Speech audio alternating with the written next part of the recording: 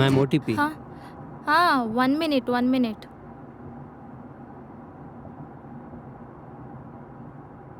5431.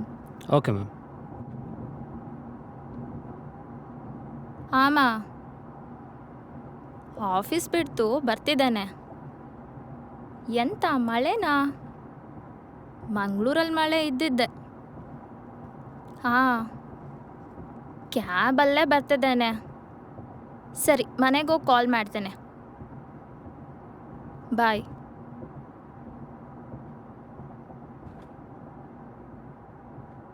Ma'am ನೀವು ಮಂಗಳೂರವರಾ?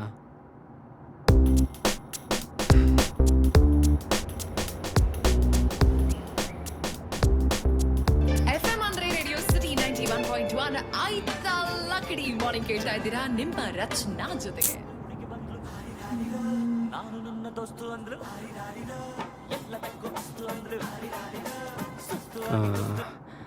Sorry ma'am, ಈ F M ಅವ್ರು ಇದ್ದಾರಲ್ಲ ಅವ್ರು ಸ್ವಲ್ಪ ಹಾಗೆ.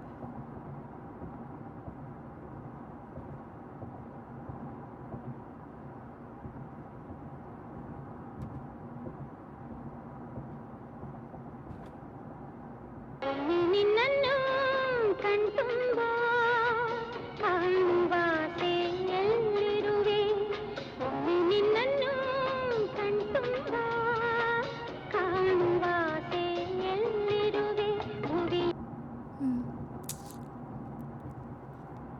ಈ ಸಾಂಗ್ ಯಾಕೆ ಆಫ್ ಮಾಡಿದ್ರಿ? ಮ್ಯಾಮ್ ಅದು ಫೋನ್ ಬಂದಿದ್ದು ನನಗೆ, ನನ್ನ ರಿಂಗ್ ಟ್ಯೂನ್ ಮ್ಯಾಮ್ ಇದು. ಆ್ಯಕ್ಚುಲಿ ಇದು ನನ್ನ ಫೇವ್ರೆಟ್ ಸಾಂಗ್. ನನಗೂ. ಮ್ಯಾಮ್ ಯಾಕೋ ತುಂಬ ಲೋ ಫೀಲ್ ಮಾಡ್ತಿದ್ದೀರಾ ಅನಿಸುತ್ತೆ. Is everything okay? ನೀವೇನು ಸೈಕ್ಯಾಟ್ರಿಸ್ಟಾ? ಸೈಕಿ ಆರ್ಟಿಸ್ಟ್ ಅಲ್ಲ ma'am, software engineer. Software engineer? Projects ಇರಲಿಲ್ಲ, ನಾನು ಬೆಂಚಲ್ಲಿ ಬೇರೆ ಇದ್ದೆ. ಸಡನ್ಲಿ ಪ್ಯಾಂಡಮಿಕ್ ಹಿಟ್ ಆಯಿತು, ಲೇ ಆಫ್ ಅಂದರು. ಹಾಗೆ ಕೆಲಸ ಹೋಯಿತು. ಏನಾದರೂ ಮಾಡಬೇಕಲ್ಲ ma'am. Oh sorry. Don't be ma'am, don't be. ಅದಕ್ಕೆ ನಾನು ಯಾವಾಗಲೂ ಐ ಟಿ ಕಂಪ್ನೀಸ್ ಹತ್ರನೇ ಕಾರ್ ಪಾರ್ಕ್ ಮಾಡಿರ್ತೀನಿ. ಅಂದರೆ ಯಾರು ಯಾವಾಗ ಹೆಲ್ಪ್ ಆಗ್ತಾರೆ ಗೊತ್ತಿರಲ್ಲ ನೋಡಿ. ಯಾರ್ದಾದ್ರು ರೆಫರೆನ್ಸ್ ಸಿಕ್ಕಿದ್ರೆ ನಂಗೆ ಹೆಲ್ಪ್ ಆಗುತ್ತೆ. ಮ್ಯಾಮ್ ನೋಡಿ, ನಿಮ್ಮ ಕಂಪ್ನೀಸಲ್ಲಿ ಏನಾದರೂ ಓಪನಿಂಗ್ಸ್ ಇದ್ದರೆ. ಆ್ಯಕ್ಚುಲಿ ನಾನು ವರ್ಕ್ ಮಾಡ್ತಿರೋ ಕಂಪ್ನಿ ಬಂದು ತುಂಬಾ ವರ್ಸ್ಟ್ ಇದೆ, ಬಟ್ ಟ್ರೈ ಅಂತೂ ಮಾಡ್ತೀನಿ. Thank you ma'am. ಸೀಟಿಂದ ನನ್ನ ರೆಸ್ಯೂಮ್ಸ್ ಕಾಪೀಸ್ ಇದೆ, ನೀವೊಂದು ಕಾಪಿ ತೊಗೊಳ್ಳಿ ಮ್ಯಾಮ್ ಪ್ಲೀಸ್. ಓಕೆ.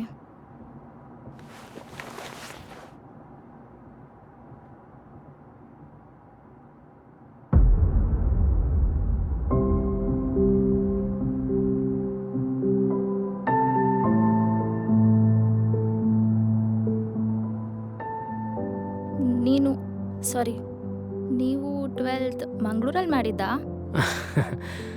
ಮಂಗಳೂರು ಹತ್ರ ಮ್ಯಾಮ್, ಪುತ್ತೂರು. ನಾನು ಮಂಗಳೂರು ಬಿಟ್ಟು ಬಂದು 4 ವರ್ಷ ಆಯಿತು. ಆದರೆ ಮಂಗಳೂರೇ ಇನ್ನೂ ನನ್ನ ಬಿಟ್ಟೋಗಿಲ್ಲ.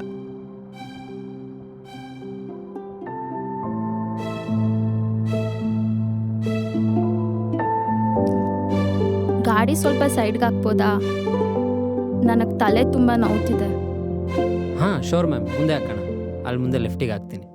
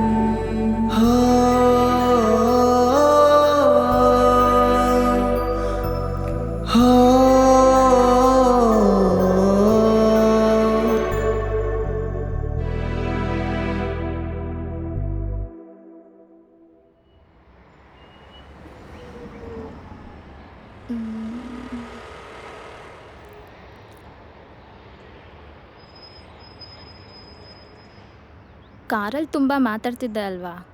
ಇವಾಗ ಯಾಕೆ ಏನು ಮಾತಾಡ್ತಿಲ್ಲ? ಕಾರಲ್ಲಿ ನಿನಗೂ ಮಾತಾಡೋಕ್ಕೆ ಇಷ್ಟ ಇರಲಿಲ್ಲ ಅಲ್ವಾ? ಇವಾಗ ಯಾಕೆ ಮಾತಾಡ್ತಿದ್ಯಾ? ನನಗೆ ನಿನ್ನ ಬಗ್ಗೆ ಗೊತ್ತಿಲ್ಲ. ಆದರೆ ನಾನು ನಿನ್ನ ಜೊತೆ ಮಾತಾಡಬೇಕು. 4 ವರ್ಷದಿಂದ ನನ್ನಲ್ಲೇ ಉಳ್ಕೊಂಡಿರೋದ್ರ ಬಗ್ಗೆ. ಅದೇ ಸಿಚುಯೇಷನ್ ಡಿಮ್ಯಾಂಡ್ ಮಾಡಿದ್ರೆ ನಾವು ಕೆಲವು ನಿರ್ಧಾರ ತಗೊಳ್ಳೇಬೇಕಾಗುತ್ತೆ. ಆದರೆ ಆ ನಿರ್ಧಾರದಿಂದ ಆಗೋ ಪರಿಣಾಮ ಜೀವನ ಪೂರ್ತಿ ಜೊತೆಲೇ ಉಳ್ಕೊಬಿಡುತ್ತೆ. ನೀನು ತಗೊಂಡಿರೋ ಡಿಸಿಷನ್ಸ್ಗಳು. ಅಪ್ಪ ಹೋದ್ಮೇಲೆ ಇಡೀ ಮನೆನೇ ನರ್ಕ ಆಗಿತ್ತು ಆದಿ. ಅಮ್ಮ ಮಾತೇ ನಿಲ್ಲಿಸ್ಬಿಟ್ಲು. ಯಾರಾದರೂ ಜವಾಬ್ದಾರಿ ತಗೊಳ್ಳೇಬೇಕಲ್ವಾ? ಅದಕ್ಕೆ ನಾನು ತಗೊಂಡೆ, ಮತ್ತು ನನ್ನ ನಿರ್ಧಾರನ ನಿನ್ಗೆ ಹೇಳ್ದೆ. ನಿಮ್ಮ ಅಂಕಲ್ ರೆಡಿ ಇದ್ದರು ನಿಮ್ಮ ಮನೆ ಜವಾಬ್ದಾರಿ ತೊಗೊಳೋದಕ್ಕೆ. ಅದು ಅಲ್ಲದೆ ನಿಮ್ಮ ಅಂಕಲ್ ಮಗನಿಗೆ ನೀನಂದರೆ ತುಂಬ ಇಷ್ಟ, ಅದಕ್ಕೆ ನನ್ನ ಬಿಟ್ಟೋದೆ. ನನಗೇನು ಇಷ್ಟ ಇರಲಿಲ್ಲ ನಿನ್ನ ಬಿಟ್ಟೋಗ್ಬೇಕು ಅಂತ. ನಾನು ಕೂಡ ಹೇಳಿದ್ದು ಸ್ವಲ್ಪ ದಿನ ವೆಯ್ಟ್ ಮಾಡೋಣ ಅಂತ. ನನಗೆ ನೀನು ಬೇಡ ಅನ್ನೋದಕ್ಕೂ ಸ್ವಲ್ಪ ದಿನ ವೆಯ್ಟ್ ಮಾಡೋಣ ಅನ್ನೋದಕ್ಕೂ ಡಿಫ್ರೆನ್ಸ್ ಇದೆ. ಇದೆಯೋ ಇಲ್ವೋ? ನಿನ್ನ ಪ್ರಕಾರ ಇಲ್ಲ. ಅವತ್ತು ಅಷ್ಟೇ ಬಂದ್ಬಿಟ್ಟು ಎಷ್ಟು ಕೂಗಾಡ್ಬಿಟ್ಟು ಹೋಗ್ಬಿಟ್ಟೆ. ನೀನು ಗೊತ್ತಾ ನಿನ್ನ ಕಾಂಟ್ಯಾಕ್ಟ್ ಮಾಡೋದಕ್ಕೆ ಎಷ್ಟು ಟ್ರೈ ಮಾಡಿದೆ ಅಂತ?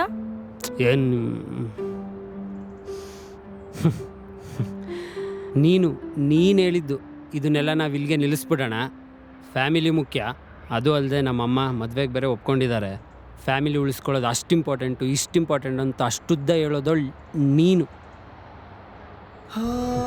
ಅಲ್ಲ, ಅಷ್ಟೆಲ್ಲ ಹೇಳೋದ್ಮೇಲೆ ನನ್ನ ಹತ್ರ ಹೇಳೋಂಥದ್ದು ಏನು ಉಳಿಸ್ಕೊಂಡಿದ್ದೆ? ಆದಿ,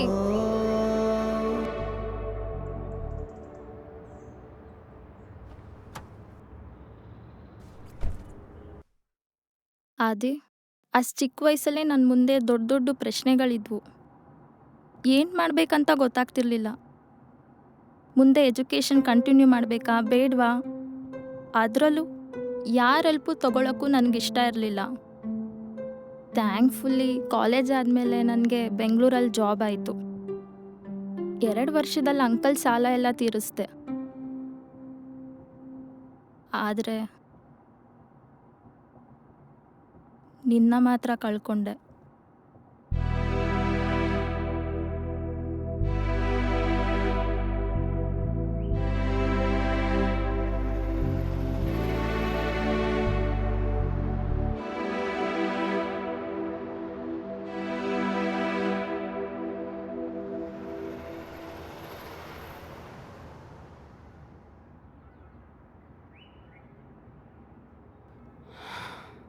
ಆದ್ಯಾ, ಆದರೆ ಇದರಲ್ಲಿ ನನ್ನ ತಪ್ಪೇನಿತ್ತು? ನಥಿಂಗ್. ಅವತ್ತು ನನಗೇನು ಅನ್ನಿಸ್ತು ಅದನ್ನು ನಾನು ಹೇಳಿದೆ. Decision was main. I am really sorry ಆದಿ. ಸಾಧ್ಯ ಆದರೆ ನನ್ನ ಕ್ಷಮಿಸ್ಬಿಡು. ನಾನು ಕೂಡ ರಿಗ್ರೆಟಲ್ಲೇ ಬದುಕ್ತಿದ್ದೀನಿ. ಪೇಮೆಂಟ್ ಆಗಿದೆ.